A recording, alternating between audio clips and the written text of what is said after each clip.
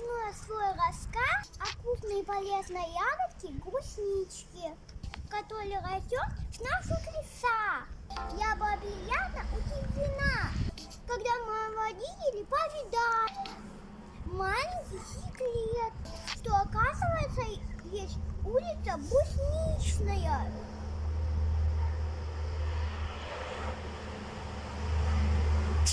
Почему ее так назвали? Да потому что когда-то здесь росло много-много ягоды. Мой маленький секрет в том, что живет моя бабушка на этой улице.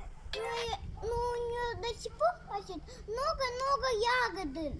Я люблю гулять по улице Брусничной.